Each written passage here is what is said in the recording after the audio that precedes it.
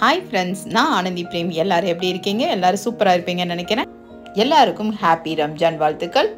என்னோட பொண்ணு தான் பார்த்தீங்கன்னா ரம்ஜான் ஸ்பெஷலாக ஒரு சூப்பரான மலபார் சிக்கன் பிரியாணி பண்ணுறா. அது போன்லெஸ் சிக்கன் பிரியாணி ரொம்ப சூப்பராக இருக்கும்.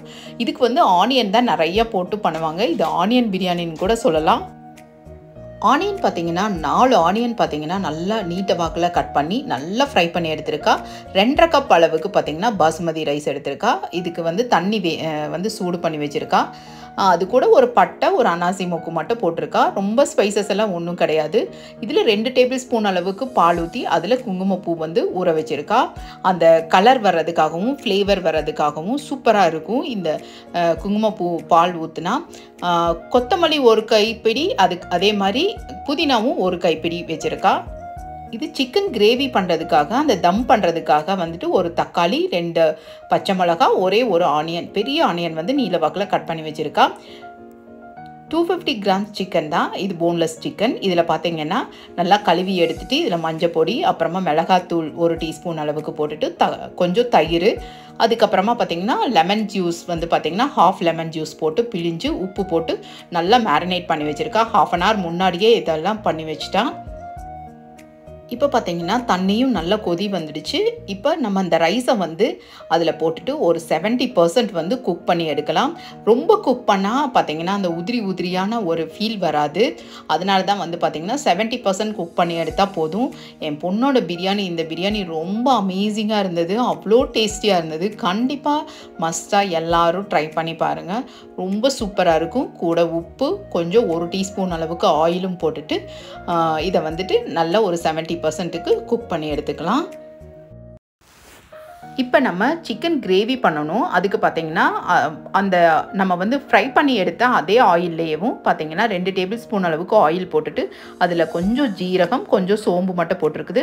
ஒரே ஒரு பட்டை, ஒரு லவங்கம், ஒரே ஒரு ஏலக்காய் அது மட்டும் போட்டிருக்கு. 1 டீஸ்பூன் அளவுக்கு ஜிஞ்சர் கார்லிக் பேஸ்ட்டு அது போட்டு கொஞ்சம் லைட்டாக ஃப்ரை பண்ணிவிட்டு இப்போ ஆனியன் போட்டுட்டு இதையும் நல்லா ஃப்ரை பண்ணிவிடுங்க. கூடவே 2 பச்சை மிளகாயும் அதை கீரி போட்டதை அதுவும் நல்லா போட்டு ஃப்ரை பண்ணி எடுத்துக்கோங்க.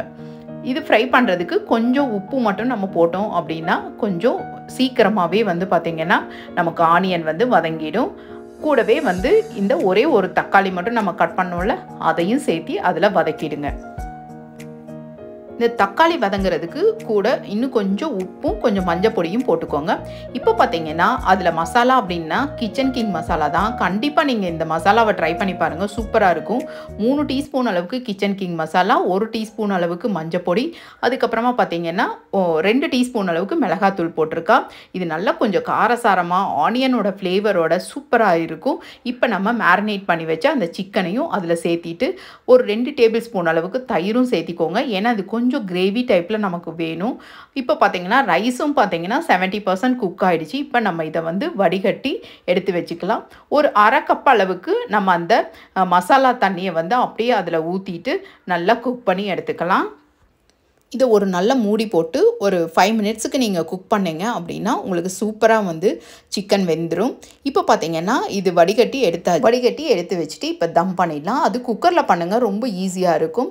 1 பை 1 கொஞ்சம் ரைஸு, அதுக்கப்புறமா பார்த்தீங்கன்னா சிக்கன் கிரேவி, அதுக்கப்புறமா ஃப்ரைடு ஆனியன், அப்புறமா கொத்தமல்லி, புதினா, அதுக்கப்புறமா பார்த்தீங்கன்னா நம்ம அந்த குங்குமப்பூ பால், அதே மாதிரி ஒவ்வொரு செட்டாக அப்படியே ஊற்றி நம்ம வந்து லேயராக பண்ணிவிட்டு இப்போ பார்த்திங்கன்னா நல்லா நெய் மட்டும் நிறைய போடுங்க. ஒரு 3-4 டேபிள் ஸ்பூன் அளவுக்கு நெய் போட்டுட்டு ஒரு 5 மினிட்ஸ் பார்த்திங்கன்னா நீங்கள் தம் பண்ணிங்க அப்படின்னா நம்மளோட பிரியாணி சூப்பராக ரெடி ஆகிடும்.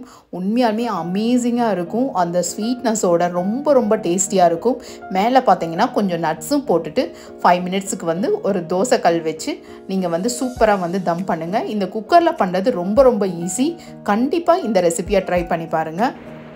இந்த ரெசிபி பிடிச்சிருந்தா கண்டிப்பாக லைக் பண்ணுங்கள், நம்ம சேனலை சப்ஸ்கிரைப் பண்ணுங்கள். அடுத்த ஒரு இன்ட்ரெஸ்டிங்கான ஒரு வீடியோவில் நம்ம மீட் பண்ணலாம். Keep supporting me. Thanks for வாட்சிங்.